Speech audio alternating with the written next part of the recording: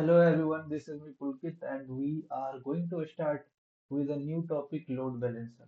Load balancer जो कि है वो आता हुआ ट्रैफिक को इवनली डिस्ट्रीब्यूट करता है वेब सर्वर्स के। अब वेब सर्वर्स तो एक ही होता है, कैसे डिस्ट्रीब्यूट कर देगा डिफरेंट वेब सर्वर्स में। जो एक पब्लिक आईपी एड्रेस है उसके बहुत सारे प्राइवेट प्राइवेट आईपी एड्रेसेस होते हैं।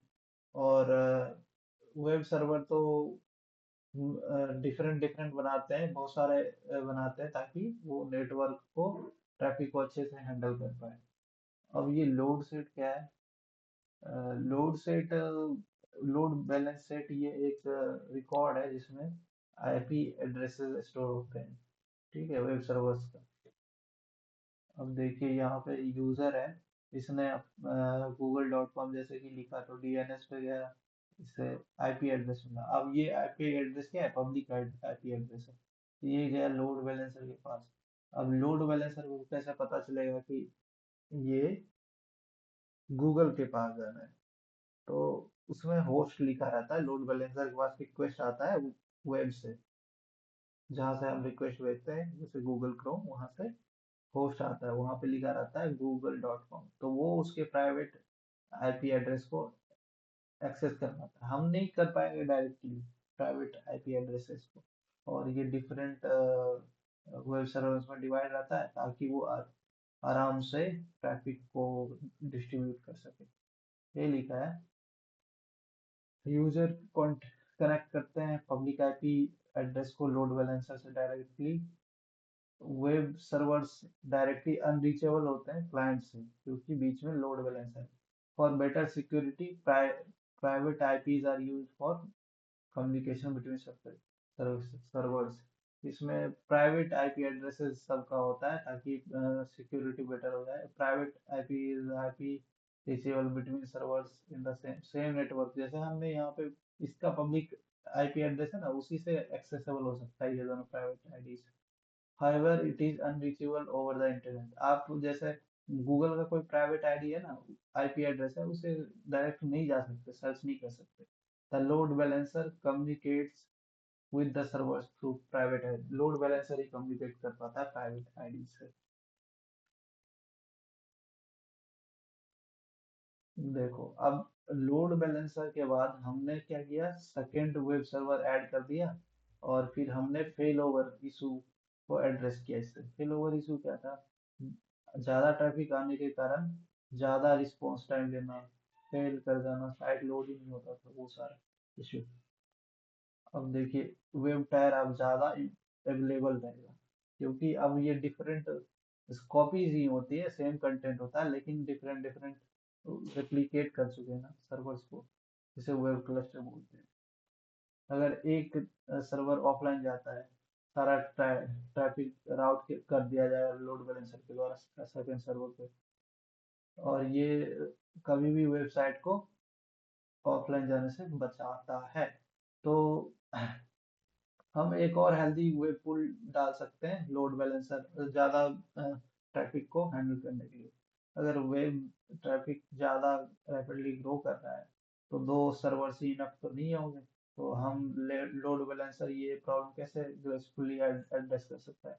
हम ज्यादा से ज्यादा सर्वर्स को वेब सर्वर पूल में ऐड कर सकते हैं, और लोड बैलेंसर अपने आप ही उन सर्वर्स पे भी रिक्वेस्ट भेजना शुरू कर देगा। अगर मान के चलो एक सर्वर बिजी है कोई रिक्वेस्ट को लेकर, दूसरे सर्वर में भेज देगा। अब देखो, अब हमने लोड बैलेंसर तो देख लिया। अब डाटाबेस का क्या? डाटाबेस तो डायरेक्टली एक ही था। अगर उसमें कोई प्रॉब्लम हो जाए तो फिर हमारा रीड राइट रिक्वेस्ट तो एक्सेप्ट ही नहीं होगी, आई मीन प्रोसेस ही नहीं होगी। देखो, डाटाबेस रिप्लिकेशन टेक्निक होता है यही फेल ओवर और रिडंडेंसी को सपोर्ट करने के लिए, आई मीन एलिमिनेट करने के लिए डाटाबेस कॉमन एड्रेसिंग टेक्निक है। ठीक है। अब डाटाबेस रेप्लिकेशन क्या होता है? इसमें जो मेन डाटाबेस होता है ना, उसी को रेप्लिकेट करते हैं बहुत सारे कॉपीज में। तो उससे क्या होगा? इसमें दो तरह की टर्मिनोलॉजीज यूज होते हैं, मास्टर और स्लेव। जो ओरिजिनल होता है मास्टर, राइट ऑपरेशंस तो उसी में होते हैं, राइट, अपडेट, इंसर्ट, जितने भी हैं वो सारे मास्टर में ही होते हैं। और जितना भी रीड ऑपरेशन होता है, जैसे कि हमने google.com पे कोई क्वेश्चन का आंसर ढूंढा या फिर कुछ भी किया चैट जीपीटी से, वो स्लेव डाटाबेस में जाएगा। और देखो, एक मास्टर डाटाबेस के बहुत सारे स्लेव डाटाबेस हो सकते हैं। तो वेब सर्वर पे बहुत सारे अगर ट्रैफिक आ गया तो रीड रीड करने का ट्रैफिक आ गया तो वो डायरेक्ट स्लेव डाटाबेस पे जा सकते हैं। क्यों हम बहुत सारे स्लेव डाटाबेस क्यों बनाते हैं? क्योंकि मेनली जो ट्रैफिक आता है वो रीड ऑपरेशन का ज़्यादा आता है और राइट ऑपरेशन का कम आता है, इसलिए हम बहुत सारे स्लेव डाटाबेस बनाते हैं। अब डाटाबेस एडवांटेज क्या है एप्लीकेशन का? आप देख रहे हो कि यहाँ पे पैरेललिज्म अचीव हो रही है। पैरेललिज्म कैसे अचीव हो रही है?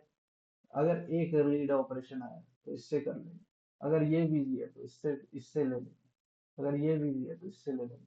इससे क्या हुआ कि डायरेक्टली हम सिर्फ एक ही डाटाबेस पे डिपेंडेंट नहीं हो रहे हैं, बहुत सारे स्लेव डाटाबेस भी हमारे उस रिक्वेस्ट को हैंडल कर रहे हैं।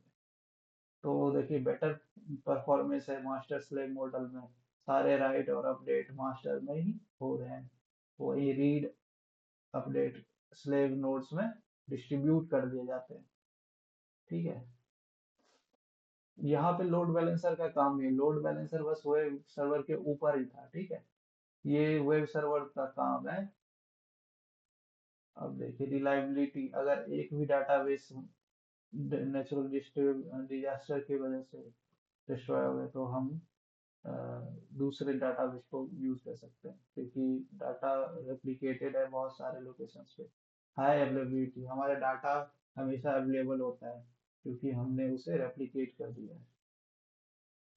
अगर एक भी डाटाबेस ऑफलाइन रहता है तो हम उसे दूसरे डाटाबेस सर्वर में स्टोर कर सकते हैं और वो हमें एक रिकॉर्ड दे सकता है।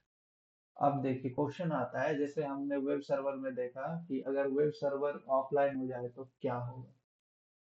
तो अगर तो वहीं पे हमने वेब सर्वर का क्लस्टर बनाया था, प्राइवेट आईडीज यूज करके, जो लोड बैलेंसर रिक्वेस्ट भेजता था। तो यहाँ पे भी हमें क्या करना होगा, अगर एक भी डाटाबेस ऑफलाइन हो जाता है, अगर हमारे पास सिर्फ स्लेव डाटाबेस नहीं है और ये ऑफलाइन हो जाता है, तो रीड ऑपरेशन मास्टर डाटाबेस के पास टेम्पररीली डाइवर्ट हो जाएगा। और जैसे ही ये इशू पाया जाता है तो क्या होगा, एक ही स्लेव था और वो ऑफलाइन हो गया तो मास्टर डाटाबेस जो कि पहले राइट ऑपरेशन परफॉर्म करता था, अब रीड ऑपरेशन भी वही परफॉर्म करेगा। और जैसे ही ये इशू फाउंड हुआ, एक नया डाटाबेस ओल्ड वन से रिप्लेस हो जाएगा। और in case multiple slave database available है, रीड ऑपरेशन सिर्फ हेल्दी स्लेव डाटाबेसेस के पास ही जाता है। लेकिन इसमें क्या है, प्रॉब्लम है। अगर मास्टर डाटाबेस ऑफलाइन हो जाता है ना, तो स्लेव डाटाबेस को मास्टर डाटाबेस से रिप्लेस कर दिया जाएगा, क्योंकि वो ऑफलाइन था।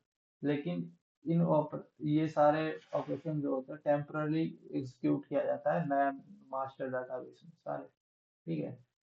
अब देखो, स्लेव डाटाबेस को तो ओल्ड वन रिप्लेस करके डाटा रेप्लिकेशन तो कर देते हैं, लेकिन नए मास्टर डाटा जो जो स्लेव डाटाबेस है उसे मास्टर डाटा में प्रमोट करना थोड़ा सा डिफिकल्ट और चैलेंजिंग टास्क है, क्योंकि डाटाबेस अपडेट नहीं हो सकता, क्योंकि हम सारी रीड ऑपरेशन इसमें परफॉर्म कर रहे थे मास्टर डाटाबेस में, इसलिए हो सकता है कि डाटाबेस अपडेट नहीं हो।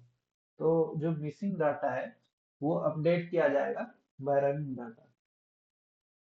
तो यहीं पे आता है कॉन्सेप्ट रिकवरी स्क्रिप्ट, जैसे लॉग्स होते हैं, कैशिंग टेक्निक्स होती हैं, ये सब होती है। ठीक है। अब हम कैशिंग पे जाते हैं। ठीक है। 1 मिनट। अब नए वीडियो में हम कैशिंग को रिकॉर्ड करेंगे, तब तक के लिए थैंक यू, बाय।